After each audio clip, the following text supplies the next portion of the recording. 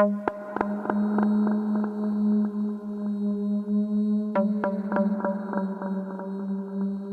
Gay Crime contains coarse language, adult themes, and content that is violent and disturbing. If at any time you feel you need help, please refer to the toll-free crisis lines in the show notes. Welcome to another episode of True Gay Crime. I'm your host, Patrick Marano, and on today's episode, we cover the lethal lovers, the murdering duo of Cathy Wood and Gwendolyn Graham. Bum, bum, bum. But first, if you're listening on Apple Podcasts, just a quick reminder that you can rate and review True Gay Crime.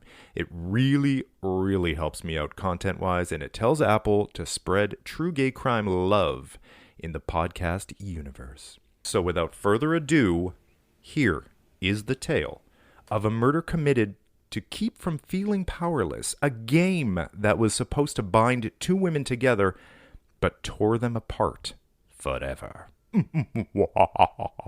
In the summer of 1985, 58-year-old Marguerite Chambers was suffering from Alzheimer's. Her family, worried about being able to take care of her, decided to check out their options. Mr. and Mrs. Hunderman, I can assure you that here at Alpine Manor, we adhere to the highest standard of care for our patients. And please believe me when I tell you that we are fully equipped to deal with someone suffering from Alzheimer's. With us, your mother will feel loved, cared for, and surrounded by friendly, happy faces. This is a safe home for her. I promise you that. But words are cheap, and in this case, absolutely worthless. On one visit, Mrs. Hunderman noticed some dirt on her mother's face. Mom, what's that on your cheek? Is that dirt? How could you have dirt on your face? She reached for a wet washcloth to clean her mother's cheek.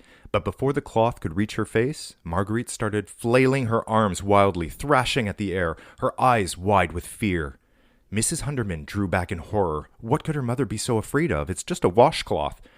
A confused Mrs. Hunderman stopped at the nurse's desk on the way out. I just had a really bizarre experience with my mom. Oh? Came the answer, accompanied by a puzzled look.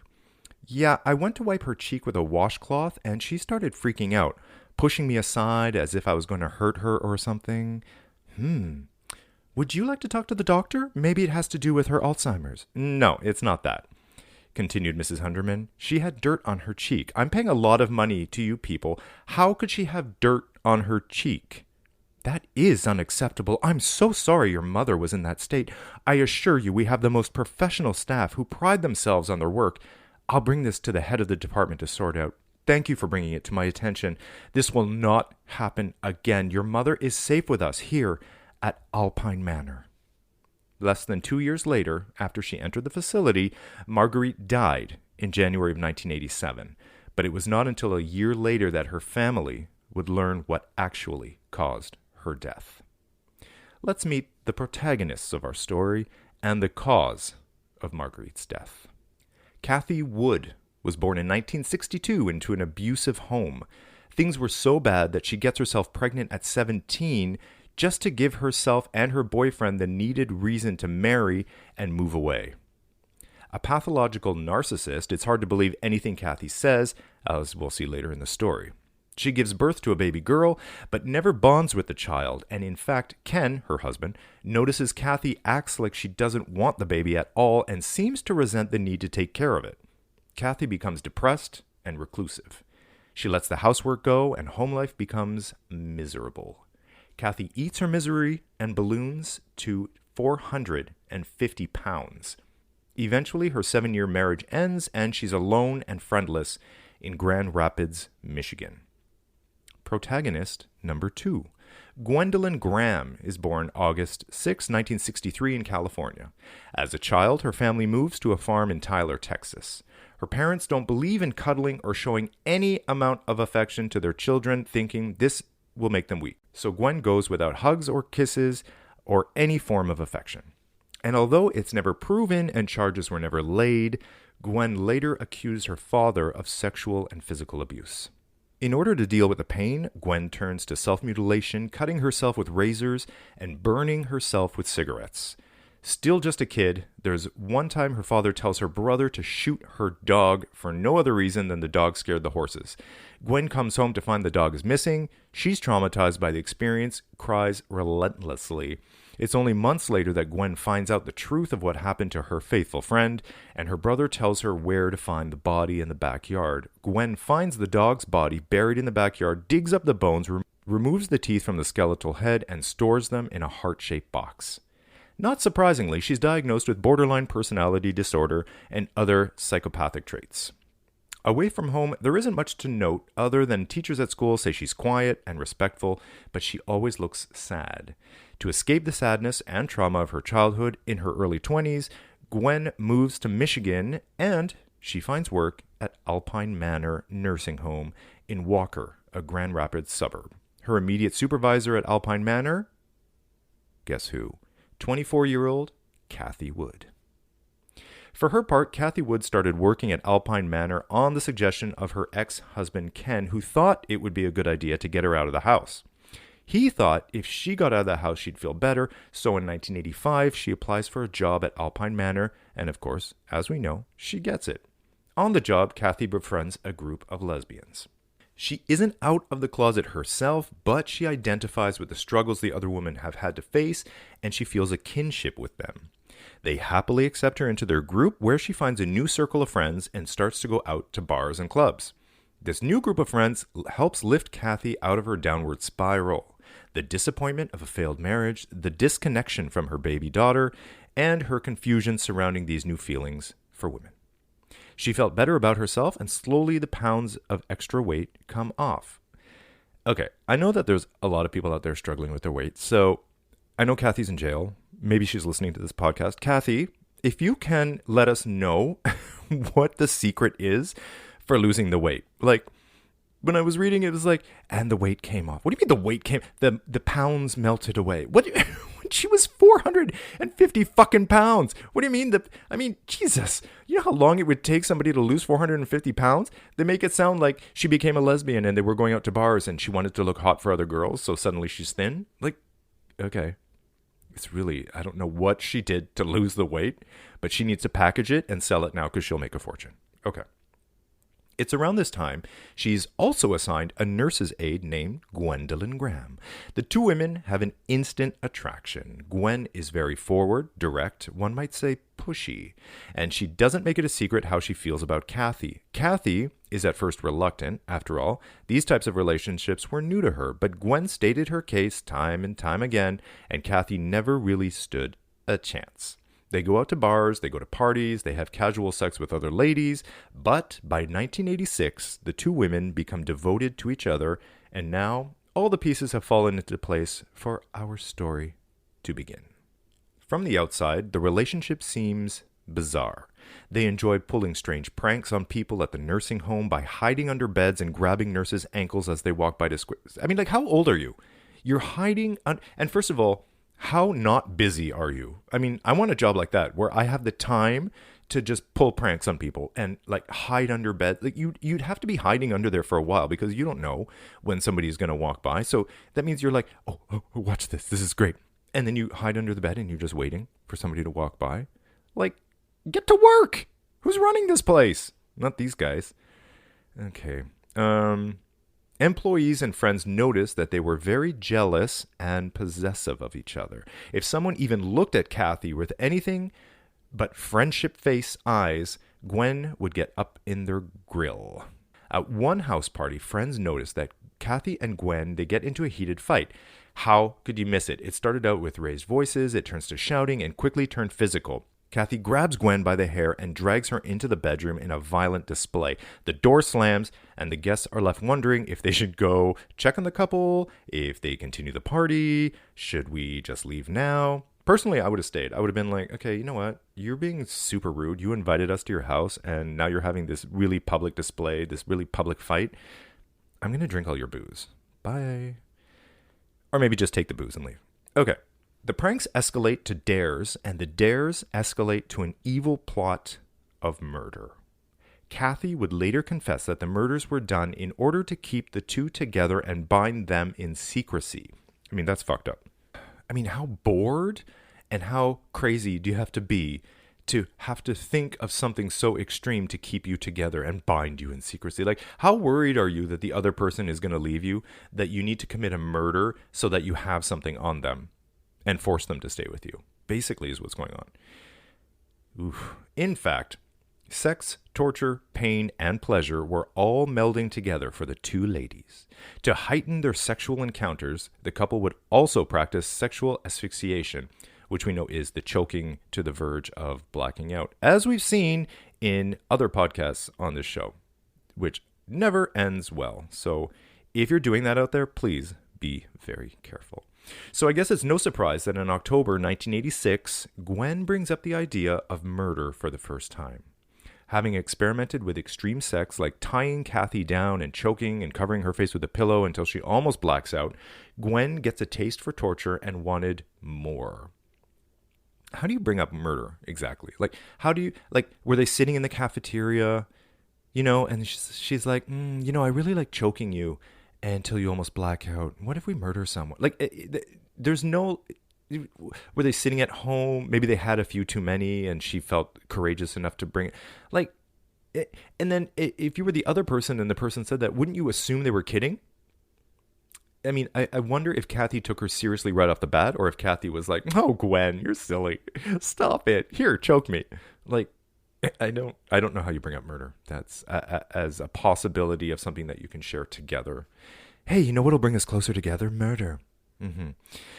Okay, this is a woman who clearly felt out of control her whole life. Now, as an adult with mental health problems, she's trying desperately to gain some kind of control in her life. Unfortunately for her victims, she chooses murder as the way to do it. So the murders begin as a kind of game, which is even worse. Like, you're not even taking it seriously. For you, it's a joke. The women decide it would be clever to murder people based on their initials so that they would spell murder. M-U-R-D-E-R. I don't know why I had to spell it for you. You know how to spell murder. Okay. So they were going to so I guess it would be like Margaret, Ursula, Rebecca, Dorothy, Edith, Rachel. Yeah, that was pretty good. That wasn't bad. Oh, I wonder if the initials were their first name or their last name, or if it mattered. Well, in this case, it doesn't matter because they looked at the list of the names of the victims and the people staying at Alpine Manor, and they realized that spelling murder was not going to happen. So they just start killing at random, which is even worse. Like, now your quote unquote game, you're not even following the rules. Like, you're just playing it, as it goes, changing the rules as you go. Like, during these days, Gwen and Cathy would exchange cryptic and morbid love notes, saying things like, quote, "I love you forever and X days." And the X would be the number of people they murdered. So it would be like, "I love you forever in 3 days." And only they would know, like, the 3 stands for the 3 people we murdered. Wow. It was all a game for them. Something they literally called it the murder game. Not very clever, I'll admit. The game had rules, and they were as follows. Cathy would act as the lookout, making sure that there were no other nurses, aides, or patients wandering the halls or going past the door. Then Gwen would go into the room of elderly women. At first, she attempted to kill a few of them unsuccessfully since they fight back. So you're trying to kill people, and then you're realizing that the patients have enough strength in them to fight back. And then I feel like, if you're going to do it, finish the job, because if they survive, aren't they going to talk? Yeah, you're really taking a chance here by attempting murder. And it wasn't once, too. Like, they kept trying with different people, and they kept fighting back and surviving. I'm just laughing because they're such losers. Oh my God. Okay, so Gwen had assumed that because of their advanced age or medical condition, she'd be able to subdue them easily, but the women were stronger than she thought they would be, and they survived the attacks. But again, like, why was nothing being reported? You survived. Tell someone. Yeah. Or how could it be misconstrued as anything else? Like, she comes into the room, she puts a pillow over your face, and you're struggling, and you actually get her off, and then you don't report her? I feel like that's something you should tell someone about, right? That just me? So the women decide, obviously, that they have to choose weaker or more vulnerable targets. In January 1987, Gwen enters the room of Marguerite Chambers, a woman with advanced Alzheimer's, and the woman from the beginning of this story. Having unsuccessfully smothered her once before, again, she already tried with Marguerite. What? And Marguerite didn't say anything? Oh, okay. In Marguerite's defense, she was suffering from extremely advanced Alzheimer's. So, okay, this one I understand. But you can't tell me that all of the patients didn't remember or didn't understand that they were trying to be murdered. Or I guess they did because nobody reported it. Oh. Okay, Gwen was determined to succeed this time. So she goes into the room.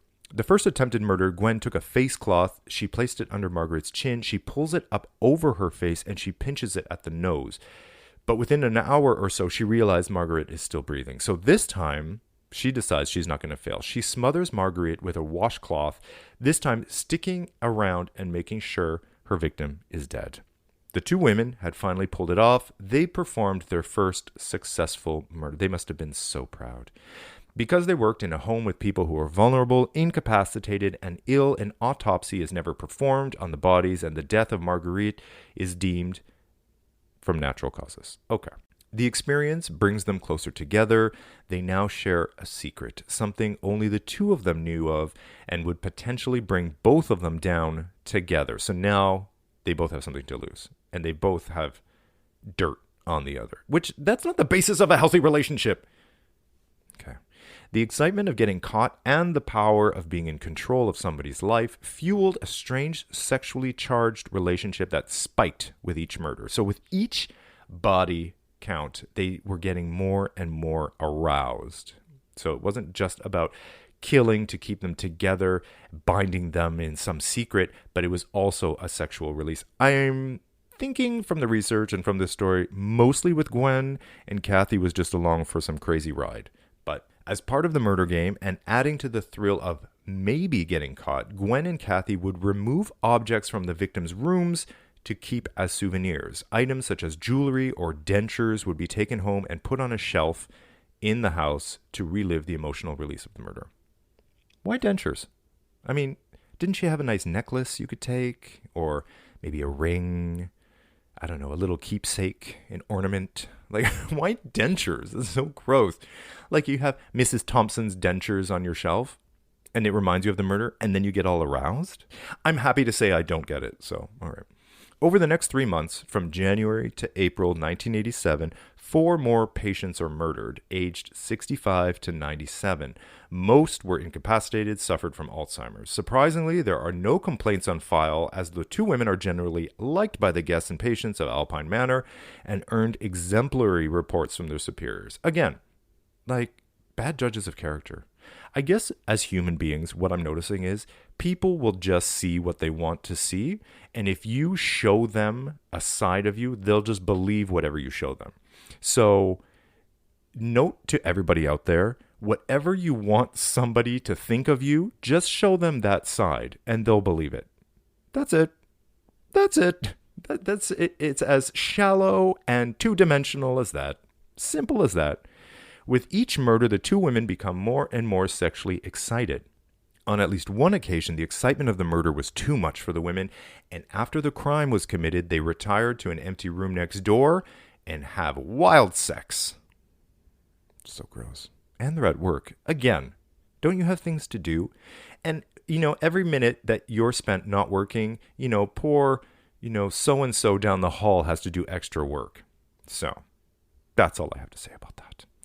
Cathy and Gwen seem to thrive on the danger, even gloating of their body count and showing off the souvenirs to other women at one of their house parties. Okay, this is where I have to draw the line with things. I mean, come on. They're having the parties at their house. People are coming over and they're gloating about the body count, and nobody thinks that they're telling the truth. But that's not a funny story. It's not a funny joke. Like, it doesn't matter how you tell that story. It's not a fun party story. Imagine the women's faces were standing around with their cocktails and stuff, and they're telling the story, and they must have been like, this is the dumbest story ever. Why would you say something like that? Like, it would have to be true, because otherwise, why would you even say something like that? And they're showing off the souvenirs? So they're like, yeah, we killed her and here's her dentures. And okay, here's the thing. If somebody is telling you a story like that and they're showing you souvenirs from the murders and stuff, if it's not true, I would still leave because you're obviously fucked up. And if it is true, I would still leave because you're a murderer and I need to report you. So either way, it's a terrible story and I'm leaving your party and we're not friends anymore and I'm going to report you just in case. Okay? So if anyone out there ever works with me and we're working at a retirement home and people start going missing and you start telling me that you're killing people and you start showing me souvenirs that you've kept from I'm probably going to report you. I'm just saying right now. Okay? Just so we're clear, maybe don't tell me that story because your secret will not be safe with me. But somehow the women at these parties thought that they were kidding. So they just didn't believe them. But I suppose everyone has a line they won't cross. And by April 1987, we found out what Cathy's line is. By now, Gwen is asking Cathy to commit a murder herself to prove her love. Up until now, it's Gwen who has committed the murders, and she felt it was time for Cathy to step up, prove her love, and join the fun. Freaked out by the suggestion that she herself commit some murders, Cathy refused to do the deed. Of course, this doesn't sit well with Gwen, who accuses Cathy of not loving her. Can you imagine? Oh my God. Calling her names and just being generally terrible about it. So this is a crack in the relationship. It's one that it will never be repaired, and it's the beginning of the end for the murderous duo. I mean, what an ultimatum. If you really love me, you'll kill, Marguerite Chambers. Oh, okay. That's how you're going to prove your love to me. As the two women drift apart, they speak less and spend less time together, but Gwen found somebody else to fill her time. Her name is Heather Barriger. Heather and Gwen got closer and closer, with Gwen confiding in Heather that she longed for her home state of Texas. Heather, for her part, was amenable to the idea of heading south, and so she and Gwen pack up and they move to Texas, leaving Cathy all alone by her lonesome in Michigan. When later questioned, Gwen would tell authorities that she left for Texas because she feared for her life, alleging that Cathy tied her to a bed and threatened her with a gun. In any case, the couple are well and truly done when Cathy refused to kill a patient to prove her love for Gwen. I mean, it seems noble that Cathy, for her part, has decided not to physically actually murder somebody. On the other hand, she was the lookout while Gwen was murdering people, so it's not like she's innocent. And excuse me, Gwen is telling the authorities later on that Cathy tied her to the bed with a gun. I mean, I find that hard to believe. Gwen, you're the one with you're the dominant one that has all these issues and stuff. I mean, Cathy is not innocent by any stretch of the imagination, but tying somebody to a bed and at gunpoint is something that Gwen would do. That sounds very Gwen. In Texas, Gwen gets a job at Mother Frances Hospital, and she's in charge of the children's ward. Gwen in Texas and Cathy in Michigan actually do stay in touch, and over a short while they reconnect and share stories from their new lives in separate states. On one call, Gwen actually confesses to having thoughts of hurting the children she's been charged with caring for by throwing them across the room at a window. As it would be for any normal person, this sets off alarm bells with Cathy, who knew firsthand what Gwen was capable of. Whether she's racked with guilt over the murders, angry at Gwen for abandoning her, or afraid for the children in Gwen's ward in her new job in Texas, Cathy decides it's time to come clean and confess to her ex-husband the murders that happened at Alpine Manor. Cathy's ex-husband, Ken, waits 14 months before going to the police. Why? What are you waiting for? Also, like Cathy, I mean, what a bitch ass way to confess. Like, instead of Cathy going to the police, like, okay, here's the thing, Cathy, if you're really concerned about the children, which you should be, because we all know what Gwen is capable of. Cathy, if you're really concerned, you don't just kind of go to your ex-husband and be like, yeah, so we did some murders at Alpine Manors, and then just leave that information with him and don't take it escalated any further. And also, Ken, why are you waiting 14 months? That's over a year. That's a year and 2 months. I had to count 12, 13, 14. That's a year and 2 months. What are you waiting for? You know how many babies could have died in that time? I mean, and also, what are you waiting for? Like, are you trying to decide? I feel like there was something going on in those 14 months. Like, either he was getting his affairs in order, I don't know. I just feel like they had property together, or some financially he was tying up loose ends, or I don't know why it would take a year and 2 months before going to the police. And then what was the trigger? Like, what finally pushed you over the edge, and you were like, ooh, yeah, they did do some murders. Maybe I should talk to the police. Did somebody talk you into, you told somebody else and they were like, dude, you have to go to the police. Why? Why so long? Anyway, he does go to the police eventually. And when he does, Cathy is charged with 6 counts of murder and Gwen is the prosecution's star witness. The two ex-lovers would now go head to head. 40 patients had died at Alpine Manor, but it's a retirement home. So, that's not unusual. It's not like they would be suspected of murder. That was in the first quarter of 1987. All of them were listed as natural deaths. Of those 40, 5 stood out, and they included 60-year-old Marguerite Chambers, 89-year-old Edith Cole, 95-year-old Myrtle Lewis, 79-year-old Mae Mason, and 74-year-old Belle Burkhardt. There's no forensic evidence of foul play, which was needed to make an arrest. But between Ken Wood's statement of his ex-wife and suspicions by staffers at Alpine Manor, there was enough to make a case. So a murder investigation begins in 1988, with the first victim being exhumed on November 30th, almost a year after her burial.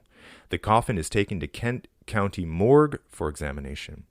The real problem is that none of the 5 bodies had had autopsies at the time, and 3 of them were cremated. So of the 2 bodies that are exhumed, it's Marguerite Chambers and Edith Cook, they could not find any traces of homicide, as being smothered to death wouldn't leave a trace, especially after a year buried underground. But based on Cathy's confession, the deaths were changed to homicides.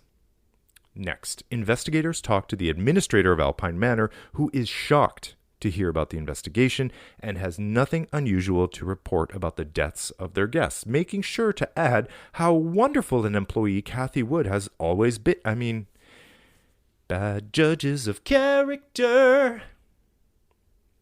Colleagues, on the other hand, had more scathing things to say of Cathy, stating that it was actually Cathy who was the dominant one who seemed to be in charge, often threatening Gwen, like hair pulling, etc. Back at the station, investigators have Cathy in for questioning.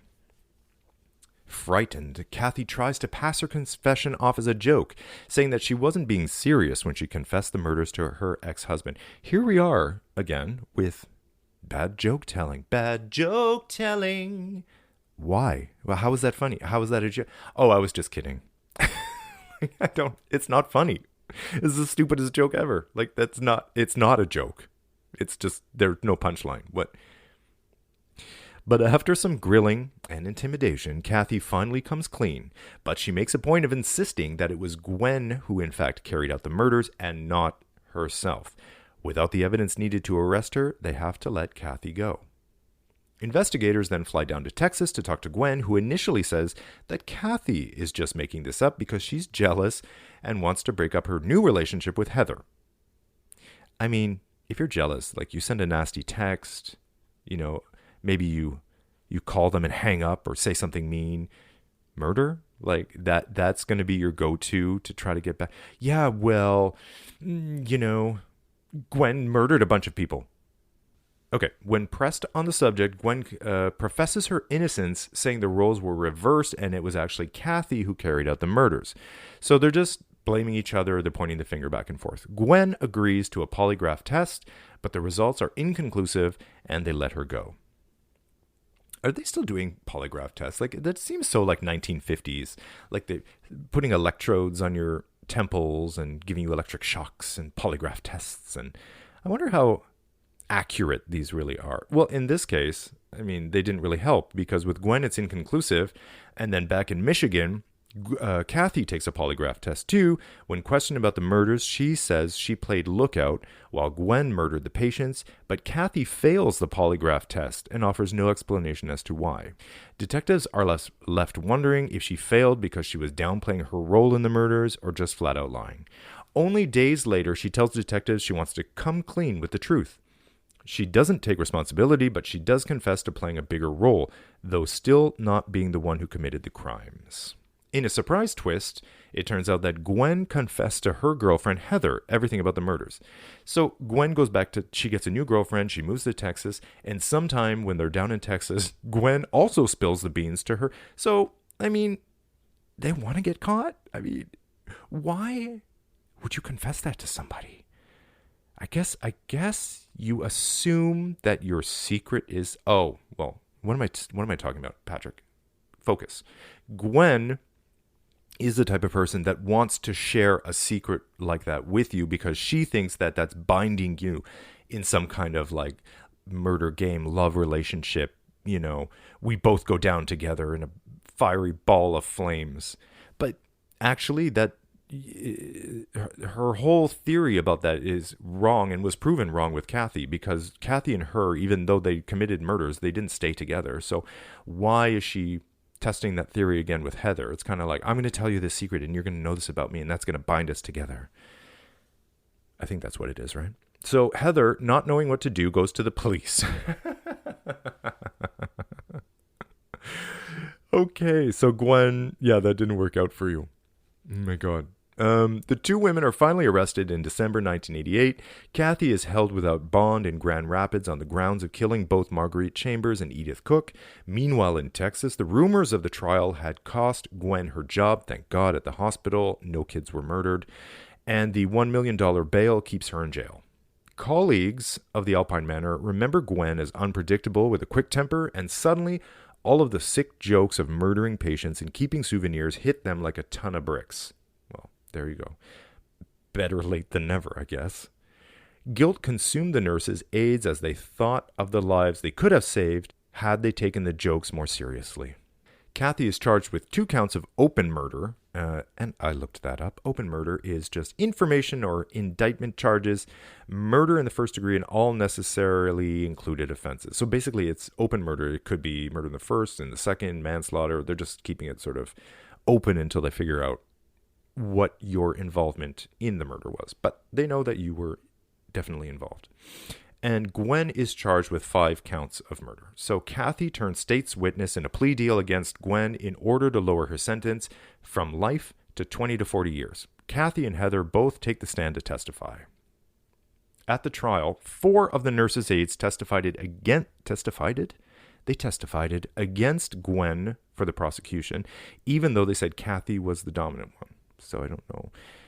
They changed their story, or they realized the evidence was all pointing towards Gwen.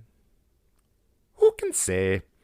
Cathy goes to trial in 1988, telling the court she was lookout while Gwen suffocated the helpless victims. She added that 5 other patients were almost killed by Gwen on separate occasions but survived the attacks. On the stand, Cathy says, quote, "When she was killing people at Alpine and I didn't do anything, that was bad enough. But when she would call me and say how she wanted to smash a baby, I had to stop her somehow. I knew she was working in a hospital there. She said she wanted to take one of the babies and smash it up against a window. I had to do something. I didn't care about myself anymore." End quote. Gwen's lawyer tried to portray Cathy as a jealous, vindictive liar trying to get back at her ex-lover who left her for someone else. I don't like that term, ex-lover. It sounds weird and seedy. They also try to gain sympathy for Gwen by telling the court that her father had molested her, but there's no proof and the charge is dropped. Ultimately, the jury doesn't buy it. With the trial over, deliberation lasts 7 hours and Gwen is convicted on all 5 counts of first-degree murder and 1 count of conspiracy to commit first-degree murder. Well, looking back, she shouldn't have said anything to Heather, quite frankly. I mean, she sort of shot herself in the foot there. On November 2nd, 1989, Gwen is sentenced to 6 terms of life imprisonment without parole and is spending her time at the Huron Valley Complex. Cathy was charged with 1 count of second-degree murder and 1 count of conspiracy to commit second-degree murder. She gets 40 years, 20 for each crime. She spent her time at the Federal Correctional Institution in Tallahassee, Florida. As the years passed, Cathy was up for parole, but the parole board refused to release her 8 times, saying she is, quote, a potential danger and lacked remorse. Finally, she gets the news she's been waiting for 39 years, and she's released in January 2020 on good behavior and into a world full of coronavirus. She moves to Fort Mill, South Carolina, where she lives with her sister on the mandate that she stay away from the elderly, children, and vulnerable adults. Cathy is now 57 years old. Her release from prison is not welcome news, clearly, to the victims' families, many of which believe it was actually Cathy who was the mastermind behind the murders, and it was Gwen who was just following orders. Quote, "She's a serial killer and she could do it again, and most of them do," said retired Michigan Police Sergeant Roger Kaliniak.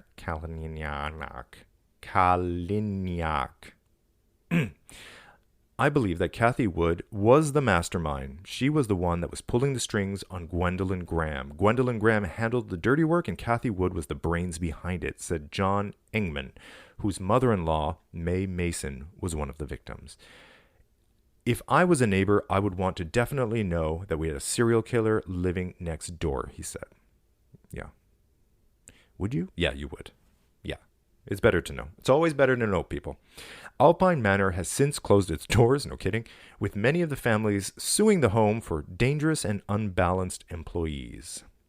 The building is now a nursing home called Sanctuary at St. Mary's, which frankly sounds like a setting of an American Horror Story installment, which, ironically, American Horror Story did reference the story of Cathy and Gwen in their installment of Roanoke. Oh God, is that how you say it?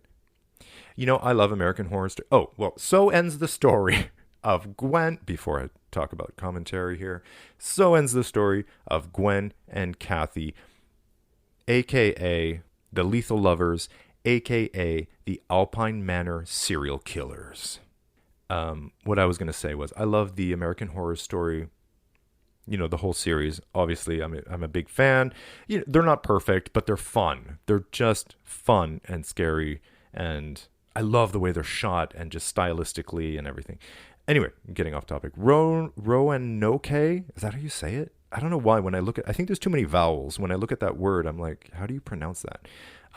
That's actually the one that I think I didn't even finish. Like I stopped watching it. So I don't know. Apparently Roanoke, American Horror Story, was based on, there's a couple of nurses in there killing some people, and they were based on Gwen and Cathy. So maybe I'll rewatch it now. I'm more invested because I've done this podcast.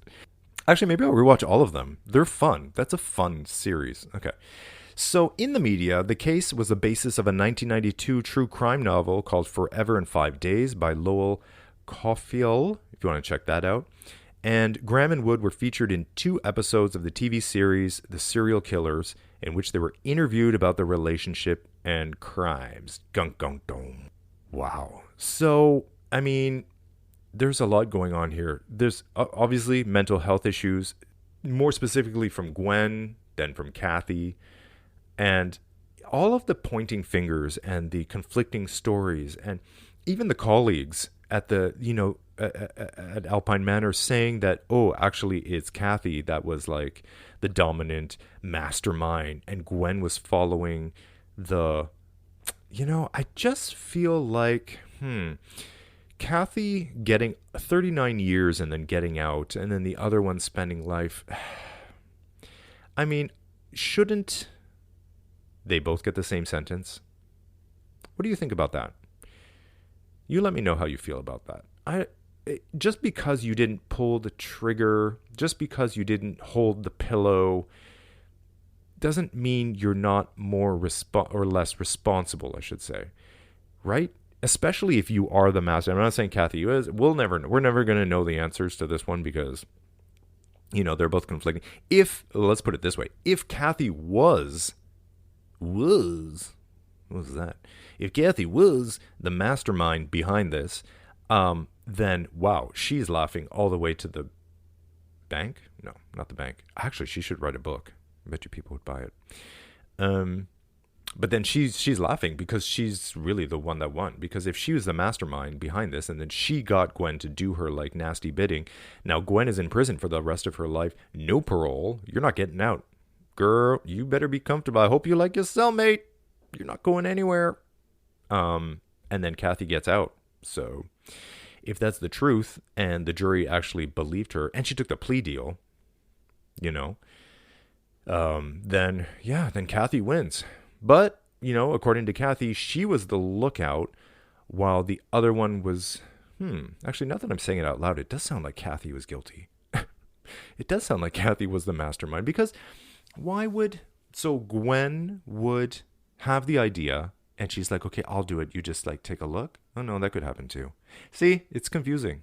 I mean, even the people that were there, I was going to say you would have had to have been there, but that's not true either, because lots of people were there. I mean, the fucking head of the Alpine Manors was like, ooh, they were exemplary. Oh no, they were wonderful employees. No, everyone loves them. No, 5 stars. Yeah, I would absolutely recommend these ladies to work anywhere, especially with children. Obviously you have no idea what's going on. You have your own issues, obviously.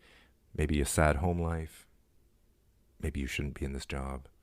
And then the colleagues going to the house parties and like standing around in a circle, listening to these women, bragging about the murders and showing off souvenirs. If a red flag doesn't go up, then when?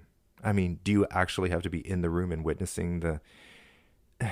It would have been easy. Well, that's the thing. I think people who enjoy true crime, would have been listening to that story and maybe taken a closer look at the souvenirs.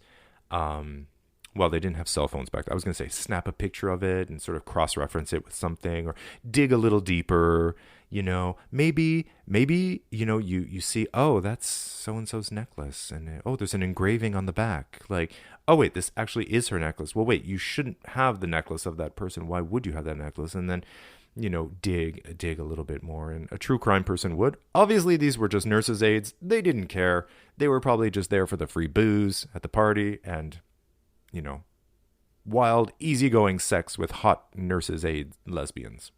The problem with this story is, much like the previous podcast where we covered the Hart family. Remember the Hart family? A lesbian couple who adopted 6 black children, and they were extremely abusive to them and ended up killing them. It creates this sort of distrust in the system. So it's more than just, hey, somebody murdered somebody. It creates this whole systemic, oh, wait, the system is kind of broken, and I don't know if I can trust it. Because, in the Hart family, it's about the adoption agencies were recommending these ladies. They're wonderful parents. This is so great. They didn't see the signs, the red flags or anything. So you kind of think, oh, okay, how broken is the system? And then in this case, you're kind of like, well, these women are hired. It's going on. People are dying here and there and everywhere. They're bragging about, they have souvenirs and, red flag and red flag. So you're thinking, okay, well, how safe are these homes really? This is just one example. There are other examples. In fact, I have an upcoming podcast of a man who did this, but on a scale, 100-fold. So we're going to cover him. But so it happens. And these are the only ones. These are the ones that we know about.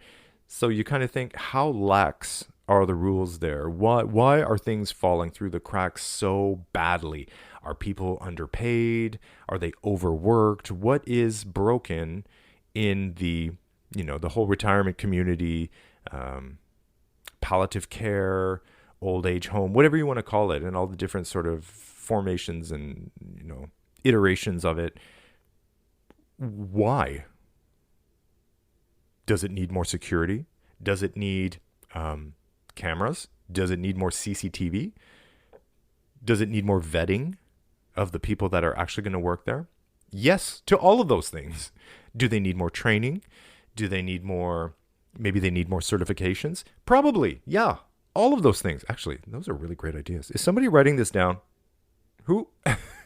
Can somebody write these down and send these to the head of the board of the, and get this going? I feel like those things need to happen. There needs to be more of a watchful eye on these people all the time because of their vulnerability. I mean, they're vulnerable physically, they're vulnerable mentally. And unfortunately, when you get people in spaces like that, they're going to be taken advantage of by disgusting, horrific people who have mental health issues and who feel powerless in their own lives, and they're just there to take advantage of the more vulnerable. And that to me is the lowest of the low. When you pick on somebody or destroy them completely because they're just physically or mentally weaker than you, that makes you the smallest, most disgusting person on the face of the earth. And I would say Cathy and Gwen fall into that category very snugly. They're sort of the poster children for this kind of really disgusting kind of behavior that we need to bring attention to and make sure it doesn't happen so much. All right, I'm going to get off my soapbox now. Hey guys, I'm having a great time with you. Thank you so much for joining me again. I really appreciate it. And I'll see you on the next episode of True Gay Crime. If you enjoyed this podcast, make sure to find the True Gay Crime Facebook page and follow us on Instagram at True Gay Crime. And we'd love to hear from you. Do you have an LGBTQ crime story from your city? You can send your story to truegaycrime@gmail.com, and I'll share it on a future episode of the show. Did you know you can subscribe, rate, and review True Gay Crime on Apple Podcasts? It would mean everything to me if you did, because it helps me create content you like, and it lets Apple know to share it with more people. Thank you for listening. And remember, always look behind you, lock your doors, tell someone where you're going, and look out for each other. Why can't we all just get along?